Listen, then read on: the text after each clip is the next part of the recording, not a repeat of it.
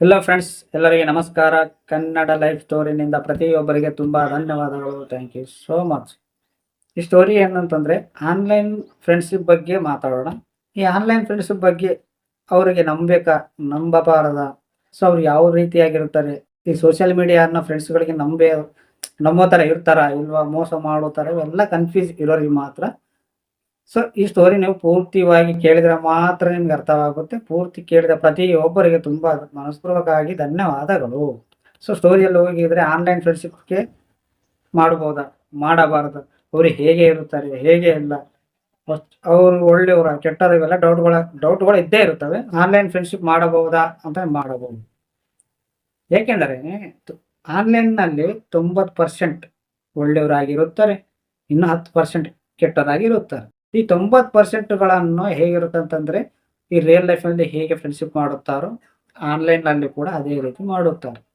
ಈ 10% ಹೇಗಿರುತ್ತೆ ಅಂತಂದ್ರೆ, ನಿಮ್ಮನ್ನು ಮೋಸ ಮಾಡಿ, ನಿಮಗೆ ಅವ್ರ ಮೇಲೆ ನಂಬಿಕೆ ಮಾಡುವ ಥರ, ಅವರಿಗೆ ತುಂಬ ಲವ್ ಆಗೋ ಥರ, ಇಲ್ಲ ತುಂಬ ಕ್ಲೋಸ್ ಆಗೋ ಥರ, ಇಲ್ಲ ಅವ್ರ ಮೇಲೆ ಒಳ್ಳೆ ಒಪಿನಿಯನ್ ಬರೋ ತನಕ ನಿಮ್ಮನ್ನು ಆ್ಯಕ್ಟಿಂಗ್ ಮಾಡಿ ಲಾಸ್ಟಿಗೆ ನಿಮ್ಮನ್ನು ಮೋಸ ಮಾಡ್ತಾರೆ. ಆ ಮೋಸ ಹೇಗಿರುತ್ತೆ ಅಂದರೆ, ಬಹಳ ಹತ್ರ ಮಾಡಿಕೊಂಡು ಅವಾಗ ನಿಮ್ಗೆ ಗೊತ್ತಾಗಲ್ದಂಗೆ ಮೋಸ ಮಾಡುತ್ತಾರೆ. 10% ಜನರಲ್ಲಿ ಕೆಲವೊಬ್ರು ನಿಮ್ಮನ್ನು ಎಲ್ಲಾ ಡೀಟೇಲ್ ತಗೊಂಡು ಪರ್ಸನಲ್ ಆಗಿ ತುಂಬಾ ಕನೆಕ್ಟ್ ಆಗಿ ಬ್ಲಾಕ್ ಮೇಲ್ ಅನ್ನೋದು ಮಾಡುತ್ತಾರೆ. ಎಲ್ಲಿ ಈ 10% ನಲ್ಲಿ ಇದ್ದವರು. ಇನ್ನೊಬ್ರು ನಿಮ್ಮ ಬಹಳ ಪ್ರೀತಿ ಆಗ್ಲಿ, ಇನ್ನ ಫ್ರೆಂಡ್ಶಿಪ್ ಆಗ್ಲಿ ಮಾಡಿ ನಿಮ್ಮ ದುಡ್ಡುಗಳನ್ನ ತಗೊಂಡು ಏನೋ ಒಂದು ಟ್ರ್ಯಾಪ್ ಮಾಡಿ, ಏನೋ ಒಂದು ನಿಮ್ಮ ಮನಸ್ಸಿನಿಂದ ಕೊಡ್ತೀರಾ ಎಲ್ಲಾನು. ಸೊ ನಿಮಗೆ ಒಂಥರ ನಂಬಿಕೆ ಮಾಡೋ ತರ ಮಾಡಿ, ನಿಮ್ಮ ದುಡ್ಡನ್ನೇ ಆಗಲಿ ಪ್ರೀತಿನೇ ಆಗಲಿ ತಗೊಂಡು ಲಾಸ್ಟಿಗೆ ಅವ್ರಿಗೆ ನಿಮ್ಮನ್ನು ದೂರ ಮಾಡ್ಕೊತಾರೆ. ಟಚ್ನಲ್ಲೇ ಇರೋದು ಕೆಲವೊಬ್ಬರು 10% ನಲ್ಲಿ ಇರುತ್ತಾರೆ, ಇನ್ನು ಕೆಲವೊಬ್ಬರು 90% ನಲ್ಲಿ ತುಂಬಾ ಒಳ್ಳೆಯರಾಗಿರುತ್ತಾರೆ. ಆ ಒಳ್ಳೆಯವರು ನಿಮಗೆ ಸಿಗ್ಬೇಕಂದ್ರೆ ಪುಣ್ಯ ಮಾಡಿರ್ಬೇಕೇನೋ. ಈ 10% ನಲ್ಲಿ ಅದು ನಿನ್ನ ದುರದೃಷ್ಟನೇ ಏನೋ. ಯಾಕೆಂದರೆ ರಿಯಲ್ ಲೈಫ್ನಲ್ಲೇ ಆಗಲಿ, ನೀವು ಆನ್ಲೈನ್ ಫ್ರೆಂಡ್ಶಿಪ್ ಆಗಲಿ, ಯಾವುದೇ ಒಂದು ಫ್ರೆಂಡ್ಶಿಪ್ ಎಲ್ಲರಿಗೆ ಸಿಕ್ಕಿದಂತೆ ಫ್ರೆಂಡ್ಸ್ಗಳನ್ನು ಸಿಗೋದೇ ಇಲ್ಲ. ಕೆಲವೊಬ್ರು ಕೆಟ್ಟರಾಗಿದ್ರು ಕೂಡ ಒಳ್ಳೆ ಫ್ರೆಂಡ್ಶಿಪ್ ಸಿಗುತ್ತದೆ, ಕೆಲವೊಬ್ರು ಎಷ್ಟೇ ಒಳ್ಳೆಯರಾಗಿದ್ರು ಕೆಟ್ಟ ಫ್ರೆಂಡ್ಶಿಪ್ ಸಿಗುತ್ತದೆ. ಅರ್ಥ ಆಯ್ತಾ? ಸರಿ, ಈ ಆನ್ಲೈನ್ ಬಗ್ಗೆ ಮಾತಾಡಿದರೆ, ಈ ಸೋಷಿಯಲ್ ಮೀಡಿಯಾ ಅನ್ನೋದಾದ್ರೆ ಹೇಗಿರುತ್ತಾರೆ ಜನಗಳು ಅಂತಂದ್ರೆ, ರಿಯಲ್ ಲೈಫ್ ನಲ್ಲಿ ನಮ್ಗೆ ಎಲ್ಲರೂ ಪರಿಚಯವಾಗಿರ್ತಾರೆ. ಅವ್ರ ಕ್ಯಾರೆಕ್ಟರ್ ಆಗಲಿ, ಅವ್ರು ಡೈರೆಕ್ಟ್ ಆಗಿ ನೋಡ್ತೀವಿ, ಅವ್ರನ್ನ ಎಲ್ಲ ಗೊತ್ತಾಗುತ್ತೆ. ಬಟ್ ಆನ್ಲೈನ್ ನಲ್ಲಿ ಅವ್ರು ಹೇಳೋ ಮಾತುಗಳನ್ನ ರಿಯಲ ಸುಳ್ಳ, ಅವ್ರು ಡೀಟೇಲ್ ಆಗಿ ನಿಮ್ಗೆ 100% ಗೊತ್ತಿರೋದಿಲ್ಲ. ಅವ್ರು ಒಳ್ಳೆಯವರು ಇದ್ದಾರ, ಕೆಟ್ಟವ್ರು ಇದ್ದಾರ ಅಂತ ಏನು ಗೊತ್ತಿರೋದು. ಸೊ ಅವ್ರು ಹೇಳೋದನ್ನ ನೀವು ನಿಜ ಅನ್ಕೋತೀರ. ಅವ್ರ ಜೊತೆ ಫ್ರೆಂಡ್ಶಿಪ್ ಮಾಡಬಹುದಂತ ಕೆಲವೊಬ್ರು ಒಳ್ಳೆಯರಾಗಿರ್ತಾರೆ. 90% ಏನು ಹೇಳಿದಿನಲ್ಲ ಅದರಲ್ಲಿ ಒಳ್ಳೆಯರಾಗಿರ್ತಾರೆ. ಅವ್ರು ಸುಳ್ಳು ಹೇಳಿ ಕರೆಕ್ಟ್, ಬಟ್ ಅವರಿಂದ ನಿಮಗೆ ಏನು ಪ್ರಾಬ್ಲಮೇ ಬರೋದಿಲ್ಲ. ಚೆನ್ನಾಗಿ ಮಾತಾಡುತ್ತಾರೆ. ಹಾಗಂತ ನಿಮ್ಮನ್ನು ಬ್ಲಾಕ್ ಮೇಲ್ ಮಾಡೋದಿಲ್ಲ, ನಿಮ್ಮನ್ನು ಮೋಸ ಮಾಡೋದಿಲ್ಲ. ಲವ್ ಮಾಡಿದ್ರು ಕೂಡ ನಿಮ್ಗೆ ಹರ್ಟ್ ಆಗೋ ಥರ ಮಾಡೋದಿಲ್ಲ. ಇಲ್ಲಿ 90% ನಲ್ಲಿ ಇದ್ದವರು.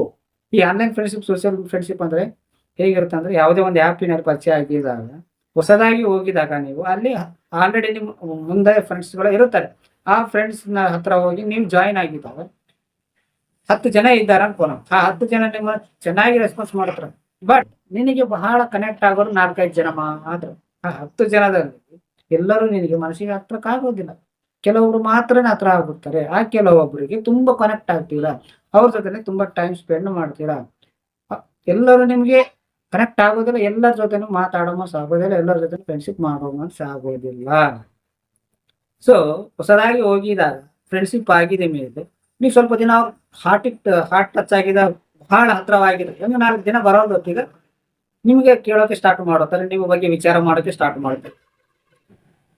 ಅದು ಆನ್ಲೈನ್ ಫ್ರೆಂಡ್ಸ್ ಆಗಿರ್ಬೋದು. ಬಟ್ ಅವ್ರು ಕಾಣಿಸಲ್ದಿದ್ದಾಗ ಅವ್ರು ನಿಮ್ಮನ್ನು ಯೋಚನೆ ಮಾಡೋಕೆ ಸ್ಟಾರ್ಟ್ ಮಾಡುತ್ತಾರೆ. ಏನಾಯ್ತು, ಎಕಡೆ ಹೋದ್ರು ಅಂತ ಕೇಳೋಕೆ ಸ್ಟಾರ್ಟ್ ಮಾಡುತ್ತೆ. ಫಾರ್ ಎಕ್ಸಾಂಪಲ್, ನೀವು ಬಹಳ ಹತ್ರವಾಗಿದ್ದಾಗ ಹಾರ್ಟಿಗೆ ಟಚ್ ಮಾಡ್ಕೊಂಡಿದ್ಮೇಲೆ ನೀವು ಅವ್ರಿಗೆ ಕಾಣಿಸದೇ ಇದ್ರೆ, ಅವರು ಆನ್ಲೈನು ಫ್ರೆಂಡ್ಸ್ಗಳು, ನೀವು ಎಲ್ಲಿರ್ತೀರ ಗೊತ್ತಿಲ್ಲ, ನೀವು ಹೇಗಿರ್ತೀರ ಗೊತ್ತಿಲ್ಲ, ನಿಮ್ಮನ್ನು ಮೀಟ್ ಆಗ್ಬೇಕಂದ್ರೆ ಗೊತ್ತಿರೋದಿಲ್ಲ. ಬಟ್ ಹೇಗೆ ಹುಡ್ಕೋಬೇಕು ಅಂತಂದ್ರೆ, ಯಾವುದೋ ಒಂದು ಚಾನಲ್ ಇದ್ದಿರ್ಬೋದು. ಫಾರ್ ಎಕ್ಸಾಂಪಲ್, ನೀವು ಇನ್ಸ್ಟಾಗ್ರಾಮು, ಫೇಸ್ಬುಕ್, ಯಾವುದೋ ಒಂದು ಆ್ಯಪಿನಲ್ಲಿ ನೀವು ಬರೋದಕ್ಕೆ ನಿಮ್ಮ ಪೋಸ್ಟ್ಗಳೇ ಆಗಲಿ ಯಾವುದೋ ಒಂದು ರೀತಿಯಲ್ಲಿ ನಿಮ್ಮನ್ನು ಕೇಳೋಕ್ಕೆ ಸ್ಟಾರ್ಟ್ ಮಾಡ್ತೀವಿ, ಇಲ್ಲ ನಿಮ್ಮ ಫ್ರೆಂಡ್ಸ್ ಹತ್ರ ಕೇಳೋಕ್ಕೆ ಸ್ಟಾರ್ಟ್ ಮಾಡ್ತೀವಿ. ಈ ಆನ್ಲೈನಲ್ಲೇ ನಡೀತಾ ಇರ್ತವೆ ಇವೆಲ್ಲ ಆನ್ಲೈನ್ ಫ್ರೆಂಡ್ಸ್ಗಳು. ಸೊ ಅವಾಗ ಗೊತ್ತಾಗುತ್ತೆ, ಇಲ್ಲ ಅವಾಗೇನಂತ ಗೊತ್ತು ಮಾಡ್ಕೋತಾರೆ. ಯಾರು 10 ಜನದಾಗ ನಿನಗೆ ಬಹಳ ಹತ್ರ ಆಗಿದ್ದವ್ರು ಮಾತ್ರ ನಿನ್ನನ್ನು ಕೇಳೋಕ್ಕೆ ಸ್ಟಾರ್ಟ್ ಮಾಡ್ತಾರೆ, ನಿನ್ನ ಬಗ್ಗೆ ಥಿಂಕ್ ಮಾಡೋಕ್ಕೆ ಸ್ಟಾರ್ಟ್ ಮಾಡ್ತಾರೆ. ಯಾಕೆ ಬರಲಿಲ್ಲ, ಏನಾಯ್ತು, ಎಲ್ಲರೂ ನಿನ್ನ ಬಂದು ಯಾಕೆ ಬಂದಿಲ್ಲ ಅಂತ ಕೇಳೋದಿಲ್ಲ.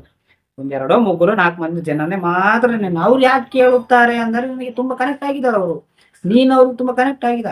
ಅದಕ್ಕೆ ಅವ್ರು ನಿನಗೆ ನೀನು ಬರದ ಕಾರಣಕ್ಕೆ ಅವ್ರು ಸ್ವಲ್ಪ ಫೀಲ್ ಆಗ್ತಾ ಇದ್ದಾರೆ ಅಷ್ಟೇ. ಎಲ್ಲರೂ ಕನೆಕ್ಟ್ ಆಗೋದಿಲ್ಲ, ಎಲ್ಲರೂ ನಿನ್ನನ್ನು ಫ್ರೆಂಡ್ಶಿಪ್ ಮಾಡ್ಕೊಂಬೋದಿಲ್ಲ, ಎಲ್ಲರೂ ನಿನ್ನನ್ನು ಇಷ್ಟಪಡೋದಿಲ್ಲ. ಯಾವುದೋ ಒಂದು ಗ್ರೂಪಿಗೆ ಹೋಗಿದಾಗ ಸ್ಟಾರ್ಟಿಂಗ್ನಲ್ಲಿ ಎಲ್ಲರೂ ಫ್ರೆಂಡ್ಸ್ ಆಗಿರುತ್ತೆ. ಆಮೇಲೆ ಯಾರೋ ಒಬ್ರು ಲವ್ ಟ್ರ್ಯಾಕ್ ಸ್ಟಾರ್ಟ್ ಮಾಡುತ್ತಾರೆ. ಆ ಲವ್ ಟ್ರ್ಯಾಕ್ ಇಬ್ಬರು ಸೈಡಿಗೆ ಹೋಗಿದ್ಮೇಲೆ ಇನ್ನು ಕೆಲವೊಬ್ರು ಮಾತ್ರ ಇರ್ತಾರೆ. ಎಂಜಾಯ್ಮೆಂಟ್ ಸ್ವಲ್ಪ ಕಡಿಮೆ ಆಗುತ್ತೆ. ಅದರಲ್ಲಿ ಇನ್ನೊಬ್ರು ಫಿಕ್ಸ್ ಆಗುತ್ತಾರೆ. ಹಿಂಗೆ ಬರ್ತಾ ಬರ್ತಾ ಎಲ್ಲರೂ ಲವರ್ಸ್ ಆಗಿದ್ಮೇಲೆ ಉಳಿಗಿದವ್ರು ಯಾರು ಒಬ್ಬರೋ ಇಬ್ಬರೋ ಮೂಗರು. ಬಟ್ ಆ ಫ್ರೆಂಡ್ಶಿಪ್ ಅನ್ನೋದೇ ಹೋಗ್ಬಿಡುತ್ತೆ. ಯಾರೋ ಒಬ್ಬರು ಅಂತ ಲವ್ ಟ್ರ್ಯಾಕ್ ಸ್ಟಾರ್ಟ್ ಮಾಡಿದಾಗ ಈಗ ಏನ್ ಅನ್ಸುತ್ತೆ, ಫೀಲಿಂಗ್ ಬರುತ್ತಾ ಇರುತ್ತೆ. ಒಬ್ಬರ್ಲಿಂತ ಎಲ್ಲ ಇಡೀ ಫ್ರೆಂಡ್ಶಿಪ್ ಖರಾಬ್ ಆಗುತ್ತೆ. ಯಾರೋ ಒಬ್ಬರು ಲವ್ ಟ್ರ್ಯಾಕ್ ನಡೆಸಿದಾಗ ಎಲ್ಲರ ಫ್ರೆಂಡ್ಶಿಪ್ ಅನ್ನೋದು ಖರಾಬ್ ಆಗುತ್ತೆ. ಎಲ್ಲರೂ ಸೈಡಿಗೆ ಹೋಗಿದ್ಮೇಲೆ ಹುಡುಕಿದಾರೆ ಯಾರು, ಫ್ರೆಂಡ್ಶಿಪ್ ನಲ್ಲಿ ಎಂಜಾಯ್ ಮಾಡೋದು ಯಾರು ಅಲ್ವಾ? ಸರಿ, ಅದನ್ನ ಹೋಗ್ಬಿಡು. ಬಟ್ ಸ್ಟಾರ್ಟಿಂಗ್ ನಲ್ಲಿ ಏನಾದ್ರೂ ಫ್ರೆಂಡ್ಶಿಪ್ ಮಾಡುತ್ತೀರ ನೋಡಿ, ಆ ಫ್ರೆಂಡ್ಶಿಪ್ ಮಾಡೋದ್ರಾಗ ಹೇಗೆಲ್ಲ ಹೋಗುತ್ತೆ ಅಂತಂದ್ರೆ ಒಬ್ಬರನ್ನೊಬ್ರು ಮಾತಾಡ್ಕೊಂಡ್ರೆ ಒಬ್ರದೊಬ್ರು ಕ್ಯಾರೆಕ್ಟರ್ ಎಲ್ಲಾನು ಗೊತ್ತಾಗುತ್ತೆ. ಆವಾಗ ಒಬ್ಬರ ಮೇಲೆ ಒಬ್ರಿಗೆ ಫೀಲಿಂಗ್ ಬರ್ಬೋದು.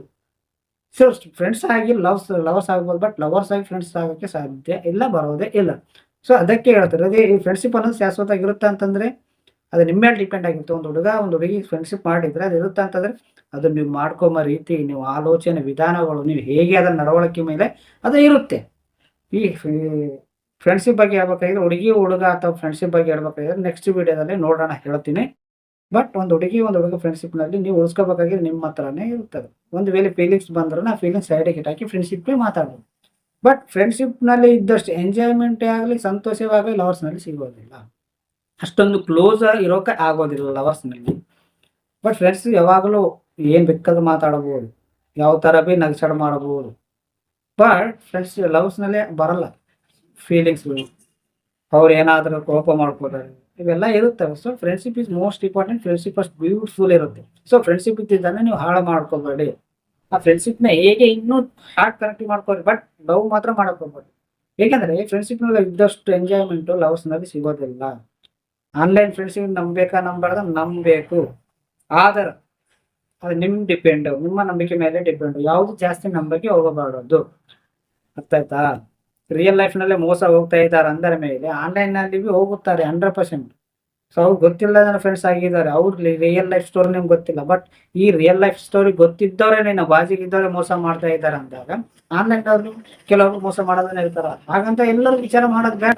ಈ 10% ಮಾತ್ರನೇ ನಿಮ್ ಮೋಸ ಮಾಡೋರು ಇರ್ತಾರೆ. ಈ 90% ಮಾತ್ರ ಒಳ್ಳೆಯದಾಗೇ ಇರುತ್ತಾರೆ. ಆಯ್ತಾ ಫ್ರೆಂಡ್ಸ್?